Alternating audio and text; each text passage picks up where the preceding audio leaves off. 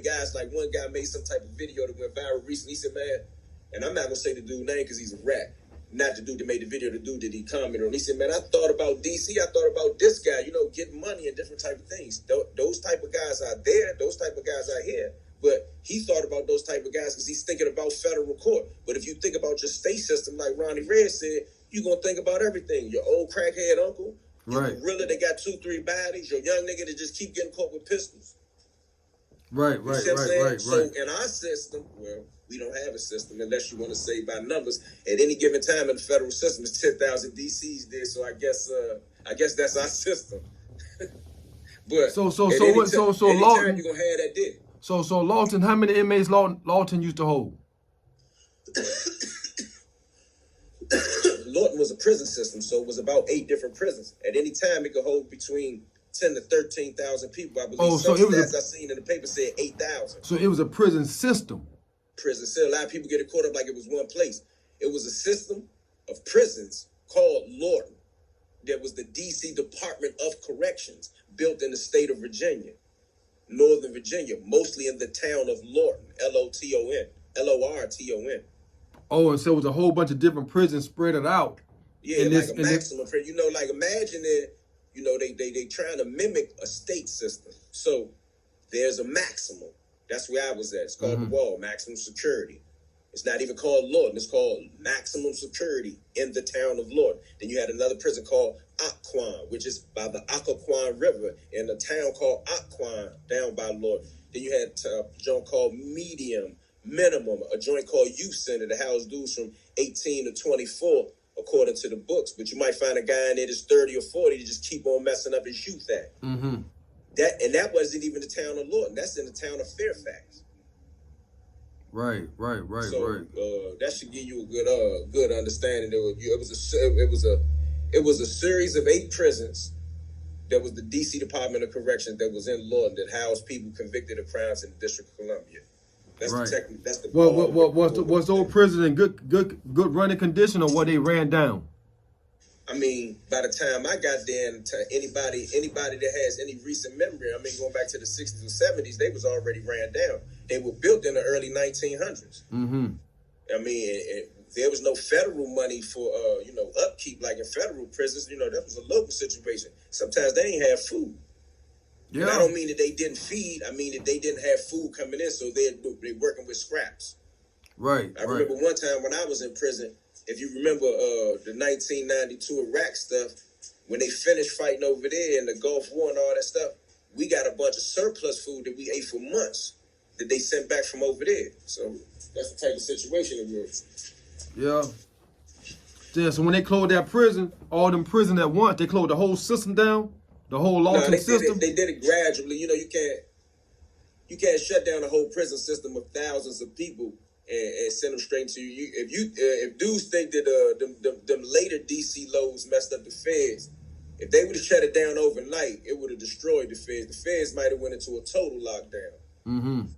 You know what I mean? You couldn't do it like that. So what they did was, on them last loads, they incrementally fed us into the system. Like people like me, I spent 4 years in private prisons waiting to get to the feds. You see what I'm saying? They couldn't just send us straight there. We were all over the country.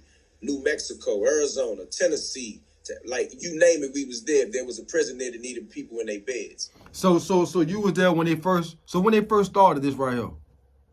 See, this is a tricky thing. A lot of dudes that may not keep up with some of the history of this don't understand this. This is not a one-time thing. This migration of DC prisoners into the federal system has been occurring since as far back as I can recall. But I will say that I know for a fact the 50s and the 60s.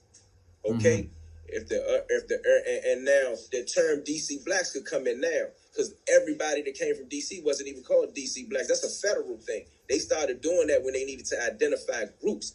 And according to my research, that goes back to the 70s. However, there were already people from DC in the federal system before this term DC blacks was created by the feds. But it's in conjunction and correlates to the Aryan Brotherhood being formed in the California prison system in the 60s. So by the early 70s, when Barry Mills first got there, and according to everybody's research, the Grapevine in jail, the feds, and the AB themselves say that Barry Mills sought permission to create a federal faction in the feds In 76, if I'm not mistaken, in Atlanta, Georgia. Some of my first homies hit the feds at that time.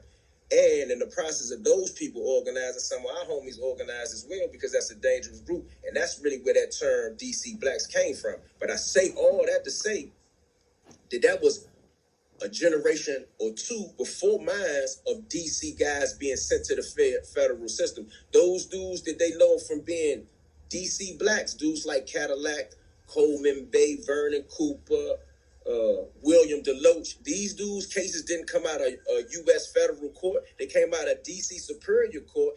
If they caught the case after 72, Cadillac had a case for armed robbery and attempted murder in D.C. federal court before Superior Courts was created. Mm-hmm. So these dudes were your regular roughneck hoopla criminals. They weren't your sophisticated organized crime guys. So when dudes come all the Fed guys, those dudes was really quote unquote Lorton dudes. They had been to Lorton. But I'm saying all that to say that there was loads of us in the 70s. There were loads of us in the 80s. There was loads of us in the 90s. But the lows that everybody talk about is the lows that came with Lorton closed. That was the last lows. There were already thousands, 6,000 or 7,000 DC people in the federal system. Right. Okay. So we're breaking that down like that. It depends on what era of a load you're talking about. My big homie Coleman Bay, Earl Coleman Bay. Anybody been to the feds know about him. Anybody that wrote books, Pete Early, even those AB sympathizers that's in love with the AB and fantasize their stories, they mention him in their books, and none of them disrespect him. He did 47 years in the feds, 54 years in prison altogether. He went to the feds in the 70s, so what was he? You see what I'm saying? That's a whole nother load. You can't skip that load. So you saying the AB's the one gave him that name? No. The Department of Justice gave them that name because a certain group of people out of D.C. that they termed D.C. Blacks. And if you go through the law books, they will also interchange the term with Moorish American, because most of those guys were Moors. They had names like Smith Ill, Bailey, Mathis Bay, things like that. These names were mentioned. They didn't understand this particular group of people. You got like for everywhere, right? Every geographical location got guys that solve. Correct? You agree? Right. And every geographical location has a group that's militant. The militant group out of DC, which according to them, it was a lot of them, right? They said these guys are the DC Blacks. That's what we're gonna call them. Right. That came from the feds. That name came from the feds. Even with me using that name and stealing that name is to take something back and change it. I'm not representing what the feds say when I'm saying DC Blacks. I'm saying that's what y'all call our homies. Okay, well, that's us. Yeah. That's what y'all call it. No, DC Blacks ain't no gang. Dudes don't attribute to that. It was almost a joke for me to start using it. Right. You're right. The feds always give you the name. The feds give you the name. BOP. When I'm saying the feds, I don't even mean like the FBI. Let me be clear what I'm saying. I'm talking about the BOP. Right. The Federal Bureau of Prisons put that term on. And it was only for those SIS purposes. It was to classify a problem group. Right. You get it? I get it. It wasn't a gang. It wasn't to be glamorous or even derogatory. It was the way they said they classified. All right, you got the Crips, you got the GDs, you got the Serenos, you got the ABs. All right, what about these guys from over here? Them blacks from DC. The blacks. Okay, the DC blacks. Not all blacks. Right. DC. You see what I'm saying? It wasn't. It's become specific, but it was general. Right. It was general to a specific area. Because everybody, you got white people out of DC that been convicted.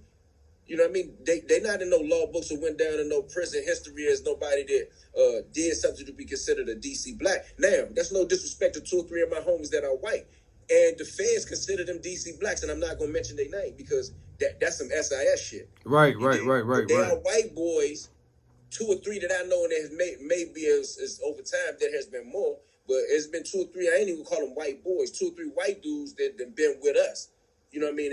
And one of them was a gorilla. Mm-hmm. You know what I mean? I mean, been in joints, all that. You know how them joints where the white boys pull up on other white boys that's with black? Yeah. Skips him. He from DC. Yeah, skipped him? Skip him everywhere. But I'm saying, first and foremost, he a man. He was a professional boxer. People who know him know. I mean, like he get busy with his hands. Like I ain't even talking about nothing else. But I done been in places where There've been white guys that may have been from Silver Spring, Maryland, and they knew somebody in DC, and they was actually cool when they was around them with some of the other white boys and put up on them like, what's up with you? You know how that go. Yeah. You know, you can't do that, and you can't do that here, and sometimes that be a problem. But you know, that's also disrespecting my homies too. So if the white boy was cool and he was really with us, for lack of a better term, that ain't gonna happen nowhere. Right. And when I'm saying that term, I don't mean like in no flunky way. I mean he really one of the men. Right. You know what I mean?